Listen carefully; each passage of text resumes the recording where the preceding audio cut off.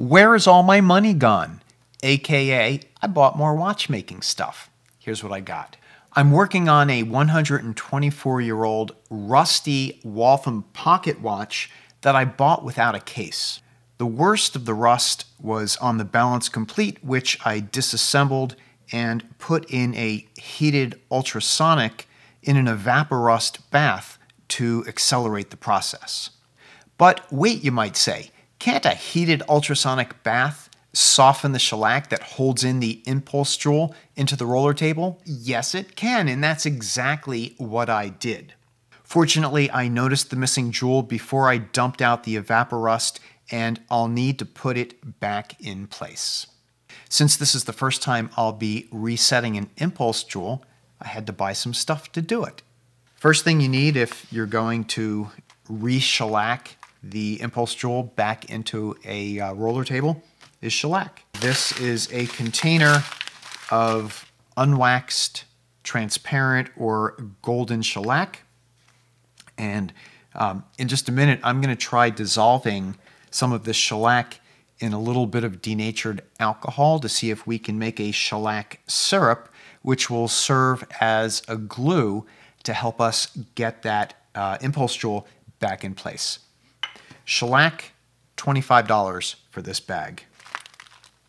In order to heat the shellac, I bought an alcohol lamp, nothing fancy, cotton wicks, a little ceramic stopper that the wicks go through, and a little cap to extinguish the flame when you're done. Alcohol lamp, $13. Finally, because everything in watchmaking is specialized, I had to get a specialized tool. This tool was $30 on eBay. This is a Marshall branded roller table heater. So you have this clamp, and that's designed to get a good grip on your roller table. And then here's the fun part. So this tool allows you to apply the flame to this back piece of brass, and this will then conduct the heat, and that way you get this secondary heating of the roller table, and you have much better control. You can bring this in and out of the flame, bringing this temperature up to, and I believe it's 160 degrees Fahrenheit is the temperature that it takes to melt the shellac. You have a little bit of setup time if you need to correct the position of that impulse jewel, and just making sure that it's perfectly aligned and straight up and down. And then if you need to reset it, you can bring the little tool back into the flame, and again it will just conduct just enough of the heat to soften that shellac without boiling it or completely burning it up. Well, where else did my money go? I love vintage tools in little wooden boxes. And since we're talking about redoing an impulse jewel in a balance assembly, I had to get this. This is a vintage Poising tool. This is a precision tool for making sure that your balance is well balanced, that it rolls freely and it doesn't have any heavy or light spots on it.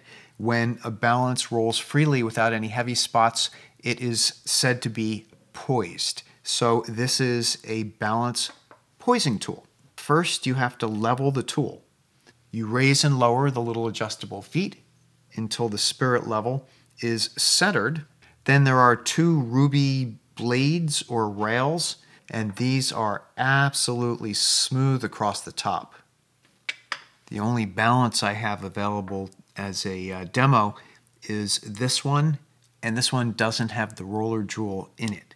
So it's not representative of what the final poising is going to be, because I'm sure that roller jewel and the shellac are going to add just a little bit of weight over to that side. But I'll show you how this works. So the goal is to move the little jaws in and out so only the pivots are resting on them. And you move the jaws in and out with this side adjuster screw.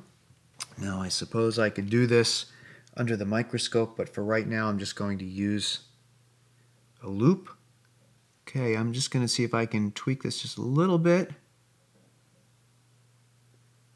because it was riding on the shoulder of this pivot on this side.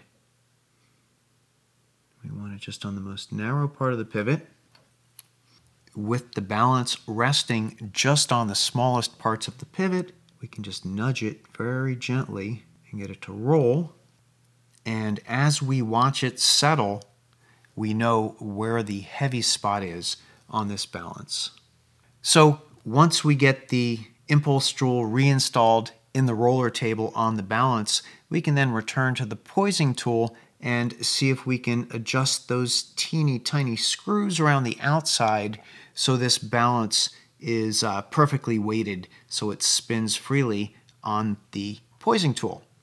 So this is my new vintage C&E Marshall Company balance poising tool, and I paid $55 on eBay. Okay, this is my last and most expensive purchase for this video. As many of you who have been following the channel know, I just purchased my first watchmaking lathe. And the lathe came with 8 collets. Collets are little chucks that hold the workpiece, and if you really want to have a complete setup, you want a collet for all of the different sizes for the different pieces of work that you're going to be working on. And that is what's in the box. I hope I got the right ones. This was on eBay. I spent probably too much. So this is a more complete set of collets for my watchmaking lathe. Oh, nice. They're actually pretty clean looking, pretty shiny. Gosh, I hope these fit. There's slight differences in the different brands of collets and lathes, and it makes me nervous when I see one that's long like that and then one that's short like that. Okay, that's a Mosley collet, and I have a feeling that the taller ones, darn it, I couldn't tell from the photo. I'm going to have to see if these are going to work. Otherwise, the set looks very clean, and I certainly hope that this increases the range of all of the collets that I have, so I can handle a wider variety of materials. Okay, we're in the shop with our new collets, and mission control, we have a problem. The photos in the eBay ad for this, they were all shot top down, and I had no indication that some of these collets were different lengths. These are Mosley branded collets, and it's important to recognize the difference between these and the WW branded collets. So there's about an extra 3 millimeters in length on the Mosley collets.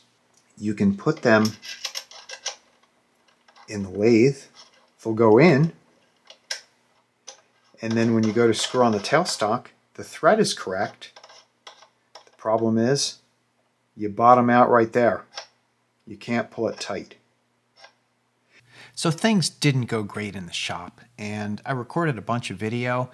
The bottom line is these collets are a complete mismatch of different styles, and I was correct that the long ones are Mosley, and they simply don't work in my lathe. The short ones, some of them worked and some of them didn't, and I detailed a full list. And so what I'm going to do is I'll put together a separate video to help other people who are new to this understand the difference between the different types of collets. These collets were sold as WW collets, and if they're WW collets, they should fit my machine. Shellac. I want to dissolve some shellac in alcohol. I've seen various sources that I trust recommend to use denatured alcohol. I thought I had some, but I don't. I have isopropyl. So I feel like playing now. I don't think there's anything bad with doing this. So I'm just going to open some up and try dissolving it in here just to see how well it works. And then I'll go out and probably pick up some denatured, and we'll give that a try too. So here's what the shellac looks like. And it's in flakes, but it's kind of all chunked together. See if I can do this without getting shellac all over the place. I'll give you a look right into the bag. Ooh, it's kind of hard. It actually came out in a chunk. Let's throw in some more. There we go. No real odor. It smells kind of a little bit like plastic or bug poop. Shellac is the excretion from the lac beetle. Just gonna pour in a very little bit. I'm almost expecting it just to like bubble and fizz. You think it will? I doubt it will. So this is 99.9% isopropyl alcohol.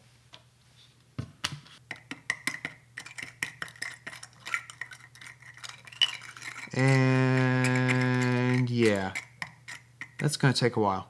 So I'm going to cap it so the alcohol doesn't evaporate off, because this is going to take more time. About 15 minutes has passed. How's our shellac coming? That's still rattling. I'm tempted to put in more isopropyl alcohol because it looks like it's been drinking it up. Bartender, a little bit more alcohol. Just 2 fingers. Okay. That hopefully is plenty. It's the next day. All the chips are gone. And that's looking very runny.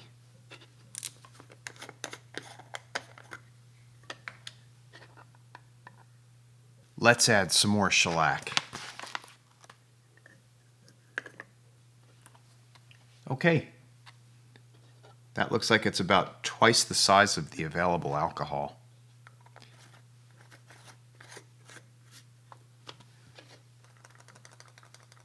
Let's get it nice and wet, and we'll just let it sit, and we'll see what happens. It's the end of the day, and I couldn't resist. I wanted to see how the extra shellac is doing. This is nice. It looks like the liquidy part is maybe the consistency of maple syrup, but I wanted to poke it before I go to bed for the night.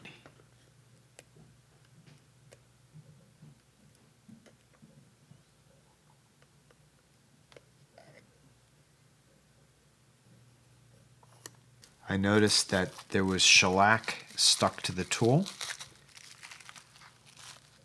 so I put those parts in isopropyl alcohol to see if we can clean them up some. So that little groove on that side is half of what holds the roller table. Good. That soak loosened everything up. This is looking clean now. Now we can reassemble this.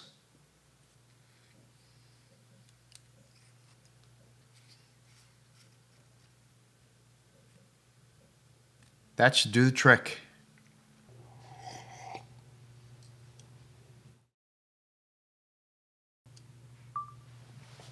Okay, we're recording video. There's a little cool spot there. I guess that's because of evaporation. Oh, that's dramatic.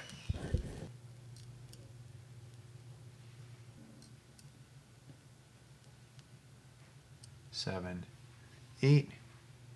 All right, there's 180 after about 10 seconds. You can see the concentration of the heat is right there where the mass of the brass is the densest. Okay, my shellac has been soaking for 3 days. Like whatever was left of that clump has just sort of turned into a lump of amber. So here's my plan. I'm going to simulate setting a jewel. So I have this little brass washer, and I'm going to insert it into the roller table heating tool, and then I'm going to put some shellac on it, and then we'll heat it in the alcohol lamp, and we'll see if we can get the shellac to harden.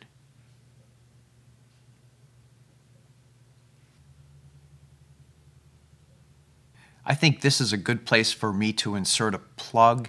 I want to thank Alex Hamilton for publishing the fantastic video on how to set an impulse jewel. I will put a link to his informative video in the description below. Thanks, Alex. I appreciate it.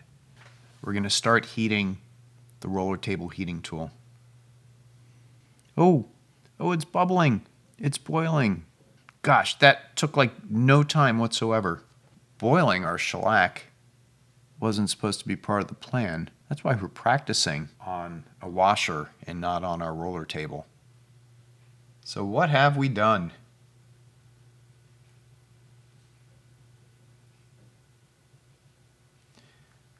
Interesting. Okay. It doesn't seem to have hardened. Well, that was definitely not what I expected. Sorry, Alex. I think I'm going to have to go back and revise my recipe.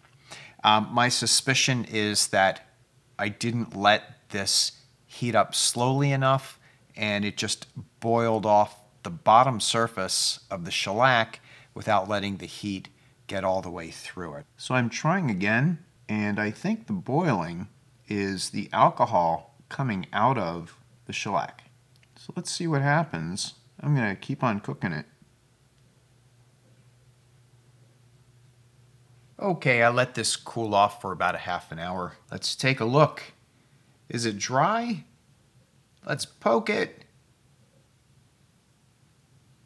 Okay, it's still denting a little bit. Well, it's definitely a little bit squishy, but it does look like it's stiffened up enough. And now I just need to find the balance between enough heat to evaporate off the alcohol and to solidify the shellac without setting it on fire. This is a great place for me to jump out of the video, jump out of this bonus content. Thanks for joining me. If you like the content, please throw it a thumbs up. Leave your comments in the space below. Be good, be well, be safe, and I look forward to our next time together. Bye-bye.